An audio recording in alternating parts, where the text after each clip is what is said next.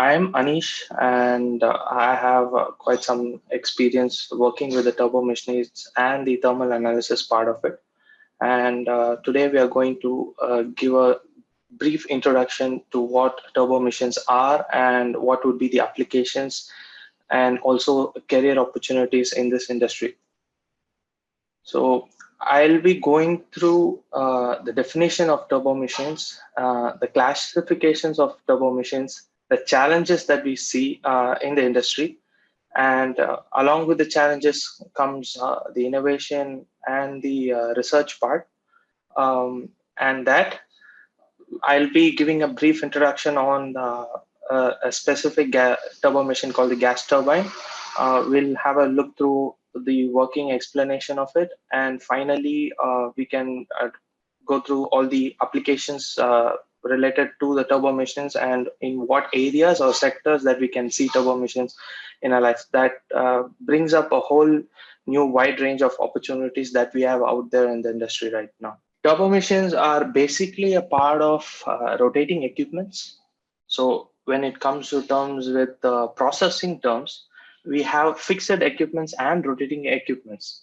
So rotating equipments are something that we have mechanical parts which are, as the name suggests, it rotates to transfer energy between fluid and the rotary parts. So in this case, all the turbo machines are rotary equipments, and the end result is nothing but the change of momentum of the system. As the name indicates, the classification also is based on the direction of energy transfer, whether from the fluid to the rotary parts or from the rotary part to the fluid. And secondly, the direction of the fluid flow in itself. So these two are the very broad classification that we see in the turbo machines. So when it comes to the types, so as I said earlier, the direction of energy transfer is one of the major classification that we see right now. One is the fluid absorbs power.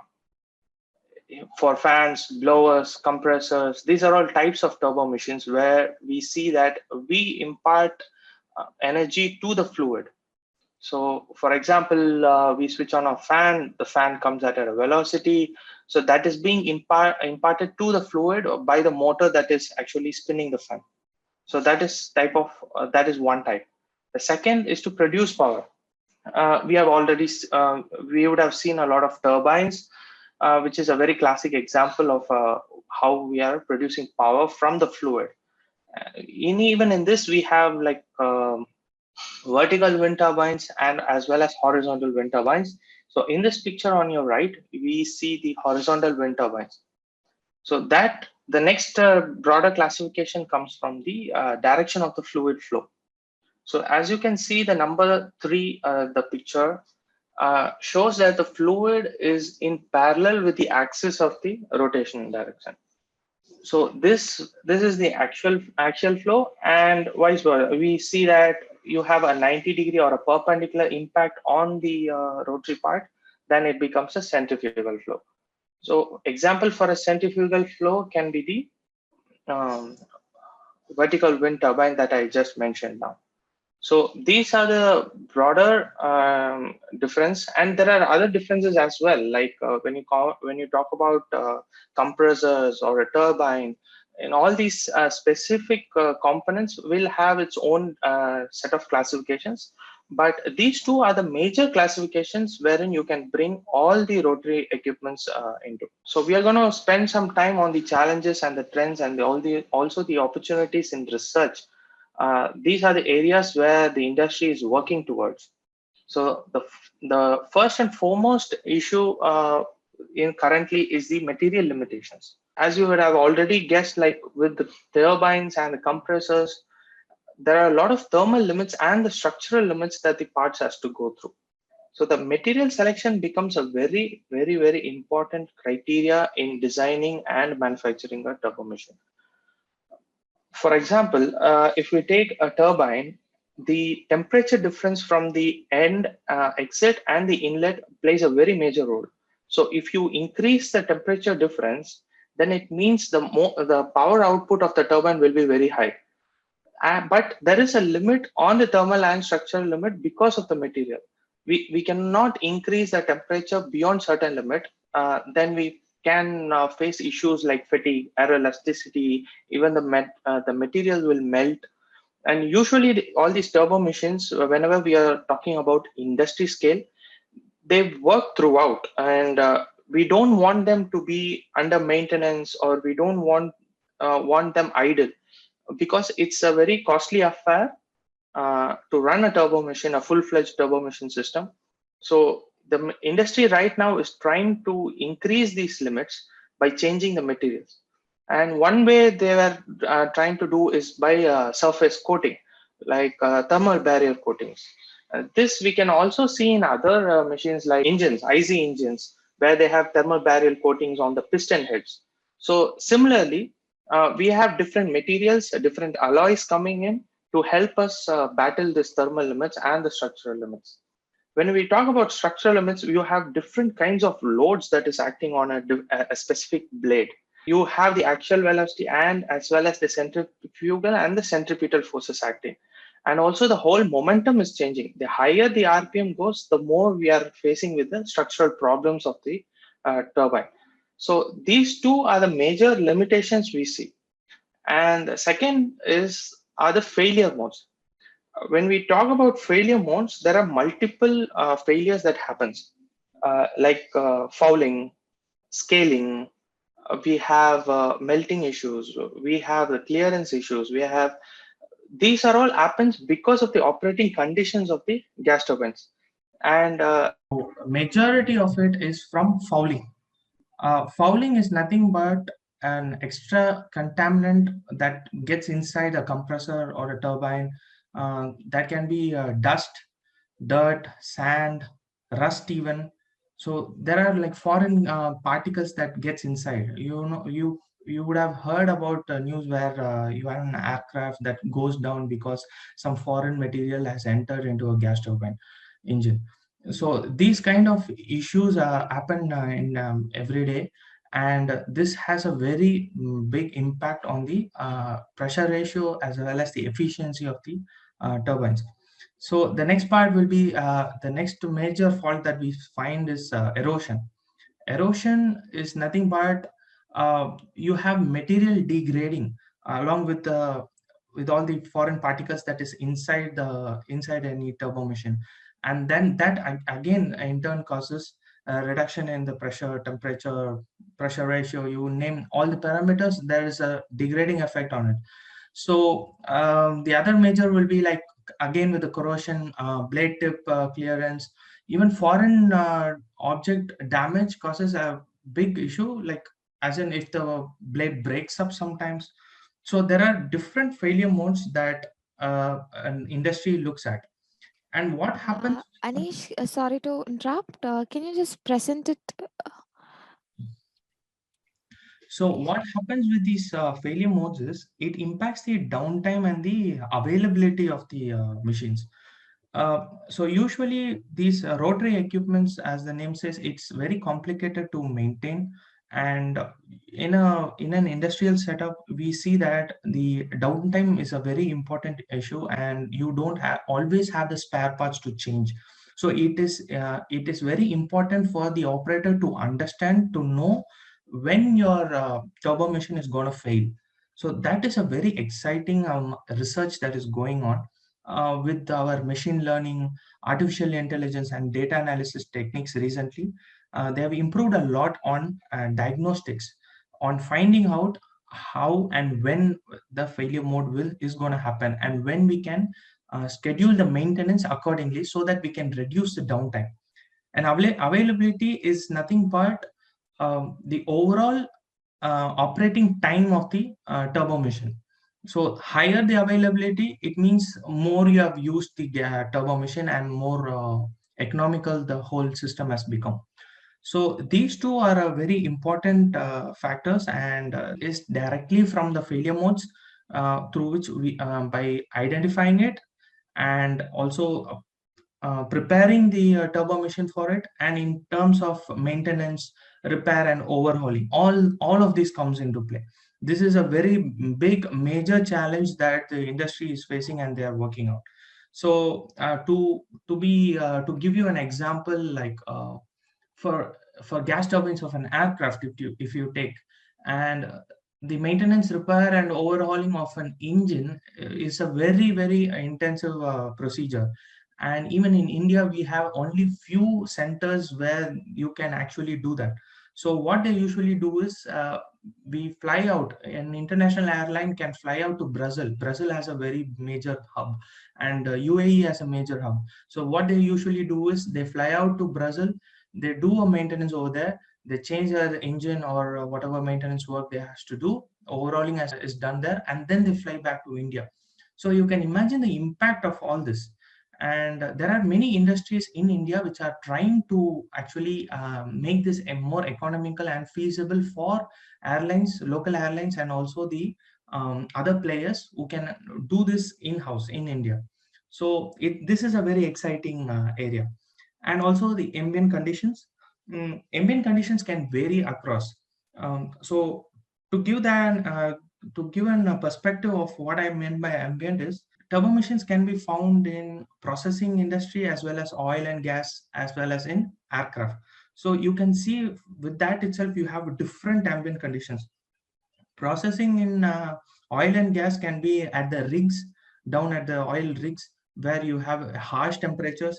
And you can see aircraft engines which also has a harsh temperature when it's flying. Or so these type of changes in the ambient condition also is a major role. And also, like when the takeoff of an aircraft or the starting torque of a compressor can be totally devastating on the material if it is not properly designed. So these are all the ambient conditions. And when it comes to environmental factors, recently the laws are becoming more tighter and tighter when it comes to the emissions as well as the noise. Cities are being more crowded, and we have airports limit situated now inside the cities. So now we have noise and emission controls in at every major city and every major hubs. And we have to control all these noise levels to certain decibels in order to actually pass an aircraft engine. This does not just limit to an aircraft engine, but also to the other turbo machines as well. If you take a process industry or any oil and gas industry, once you have health and safety personals working inside, then you have certain noise levels, decibel levels to maintain. With the recent technology coming up, when you are increasing the temperature limits, when you are changing the size of the turbo machine, people are trying to make the turbo machine even lighter and compact. So once it has that, it's a snowball effect where more emissions are coming out, more noise are coming out. So these are all different areas that one has to tackle when they are developing a turbo machine. And finally, the design cost. So design cost is nothing but it can also be called as a transportation cost. Say it's nothing but the cost that is involved to change a specific technology. For example, if there is a specific turbine or a compressor that we are using, and we introduce a new type of compressor blade to the industry, saying that this will be more economical or it provides a better pressure ratio for the given mass flow. So the market cannot adapt it unless it makes sure that they get paid off. That means it's economically feasible. So for them, a change of an equipment is actually very costly. So design cost is a very huge barrier in actually introducing these new technologies. Sometimes this is a market where simulations, CFD, design of experiments, data analysis, artificial intelligence all comes into play. We can actually do the whole simulation on our end, and we don't have to rely much on the practical or the we can do it with the theoretical values, and we can actually design it for the better, so that we don't have to go for the trial and error methods. So these are all the major challenges and also the trends that we see in the market right now. Maybe this I can explain on this a little bit more when we are talking about the applications of the turbo machines as well. I will touch base on this again so that we have a better understanding. So I have just selected a gas turbine so that it for you to understand today, so that I can talk about, you have a compressor here, you have a turbine here. So it is both. A compressor is where you actually provide energy or momentum or to the fluid, and a turbine is where we actually gain energy from the fluid. So that's the reason why I took gas turbine today, and this is nothing but a turbofan engine. Um, this is a common aircraft engine right now. Most of the airliners have the turbofan engine, but it started with a turbojet. So there are like four different gas turbines that we can see: turbojet, turboprop, turboshaft, and turbofan. Um, this is gas turbine does not only limit itself to the aircraft industry, but it has many other applications as well. So that I will again come back to you. So a turbojet, there are minor differences between a turbojet and a turbofan. You would have seen this open rotor aircrafts in very smaller airplanes like 12-seater, 16-seater airplanes, or with this low-cost airliners. You would have seen this big prop that is coming out, the fan that is coming out. So those are all turboprops. Turbo shafts you can see in helicopters. So we have now a helicopter in Mars. So that's again another gas turbine, but it's a turbo shaft. It's not a gas turbine, I'm sorry, but it's a turbo shaft. So it in turn, we are rotating a big blade to give that momentum for the whole system to be lifted up. So today I'm gonna just give you an overview on the turbofan engine itself. So we have a ducted fan in this slide. You can see a ducted fan, and then the fan in itself is a separate uh, turbo machine. It's a rotating equipment. And then you have the next part, which is the low pressure compressor. And the next part is the more popular one, is the high pressure compressor.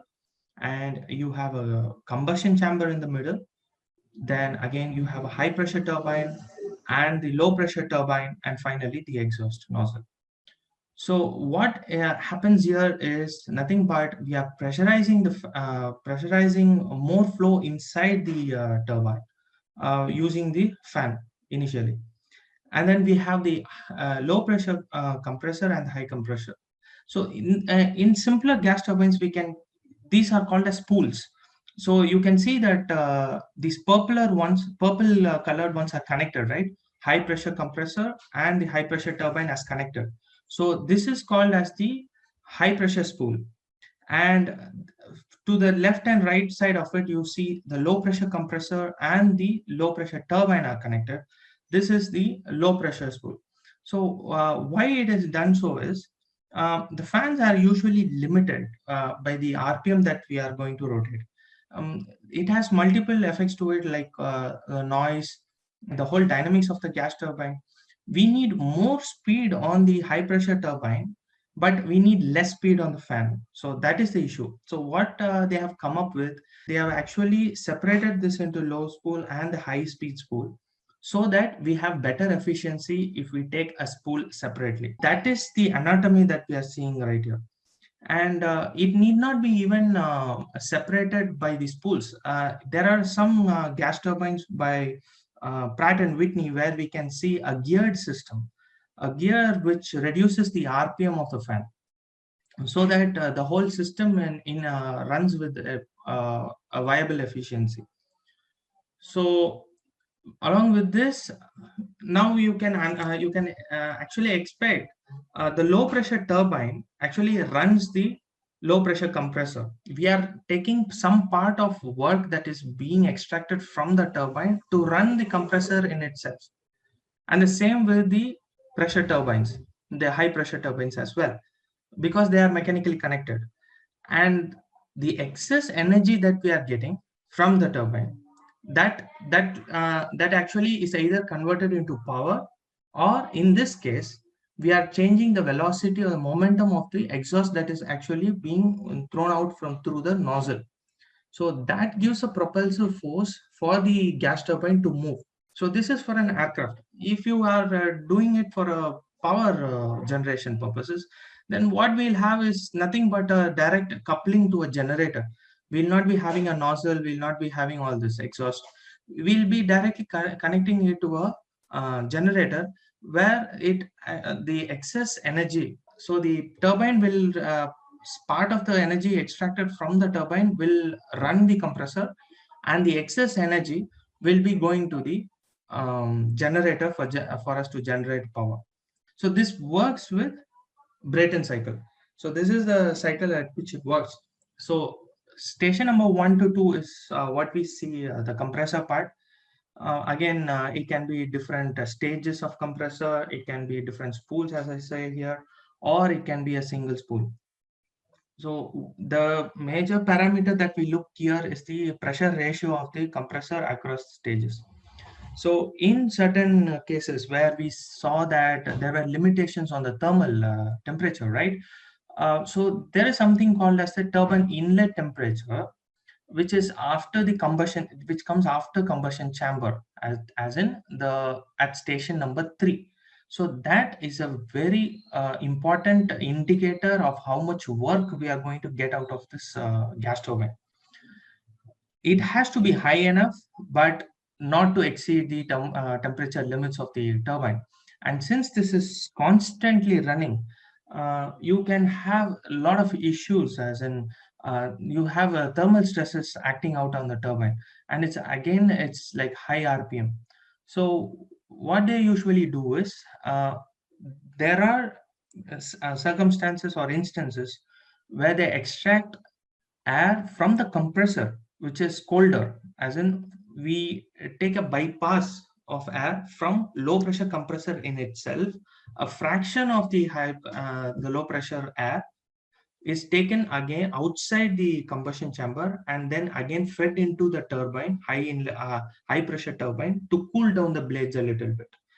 So there are a lot of these losses and also difference in mass flow rates that we have to consider while designing the whole system. That is why it becomes a very complicated system with so many rotary equipments happening. A single mistake or a single fault in any of the system can be catastrophic, or even can bring the scheduled maintenance time so high that plants are being shut down for so many hours together. So that means that plants will be losing a lot of thousands of dollars every hour. So as I said, you have a lot of issues in handling the turbine inlet temperatures. And again, when you are talking about the combustion part, gas turbine is very versatile in that case, and that is the reason why we are using gas turbines very prominently across domains. We can use multiple fuels, like you can use natural gas, you can use a different mixture of fuels, you can use even biofuel. So that is why it is very versatile. Even in some cases, we can actually remove this combustion chamber and altogether. We have steam turbines where you don't have a compressor, you just have a turbine, and you actually fed in high pressure steam directly from a boiler to extract work. So this again, this you can use it for flight propulsion, and even for marine application where we can see it drives the propeller. So a mechanical drive also is possible. Only the later stage of the gas turbine will be different. Other than that, the Brayton cycle works. And as you can see, from 1 to 2 will be we are going to pressurizing it, as you can see in the PV diagram. And 2 to 3 is a constant pressure heat addition cycle, and 3 to 4 will be extracting work. So as I said, part of this work goes back to running the compressor, and the excess work which is available at the turbine is the workout. And in this cycle, of course, considers that the exhaust gas is again fed into the fresh air. It's not an open cycle that I have shown here. That and then it's fine. So this is the total anatomy of the. I hope you guys understood the difference in the gas turbines and why I have selected it. I just wanted to give a recap and also to tell you in different applications where we are using turbo machines. For example, in domestic and office application, we might be not knowing this, but we are using turbo machines in every part of life, and even starting from domestic. We have our pumps, we have cooling, space heating or cooling systems. You can in other colder countries there are cogeneration heating systems which run on turbines. So there is an interesting concept where there is a company, you have seen this data centers which generates a lot of heat. Your system, your computer generates a lot of heat, right? So imagine a data center. It generates quite a lot of heat, and this heat is actually in turn is used to run a turbine and then generate electricity. So there are multiple applications that people think of using turbo machines. And transport, yeah. So I've separated aerospace and transport just because you have a very distinct application for aerospace and for transport. In transport, right now, what we see are only supplementary additions to existing systems like turbochargers, superchargers. There are regeneration system and hybrid cars. Right now, we are looking at electric vehicles, and one of the major issues we see in an electric vehicle is the range. And also, the people are trying to implement electric vehicles for trucks and bigger heavy machineries. In those cases, the range becomes a very big issue, and you cannot expect to have such a big battery to keep running. So we have hybrid systems where you have a turbine which in turn generates electricity to recharge the batteries, which in turn runs the transport, the vehicle. So a lot of such hybrid systems are coming up with the turbo machineries. And turbochargers and superchargers have been in the market for so long. So that is something that is that has reached a level where there are no more innovation going on except for the material innovations. And the next we have aerospace. In aerospace, as I just gave a brief idea, we have aircrafts, jets, which uses, and also we can talk about missiles. There are a lot of missiles that use gas turbines, air missiles, and even rockets. We have cryo pumps, coolant pumps. There are like numerous applications for turbo machines in terms of aerospace, and each and everything will be of has a different significant design part to it. So in an aircraft engine, like when I showed you the different types of aircraft engines, you have different specifications why we use turbojets. For example, in a fighter aircraft, you prefer a turbojet because you it actually you want to accelerate at a higher Mach speeds. So turbojet becomes a very good option there. Turbo shaft, a turbofan, it's the fourth option over here, was designed after turbojet to overcome certain issues like for cruising speeds at a lower speeds. The turbojet was not giving enough propulsive efficiency. So turbofan was invented to overcome that for a better propulsive efficiency.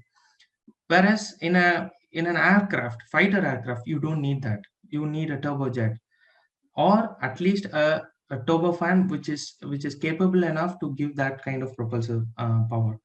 So turboprops are, as I said, very smaller, shorter aircraft.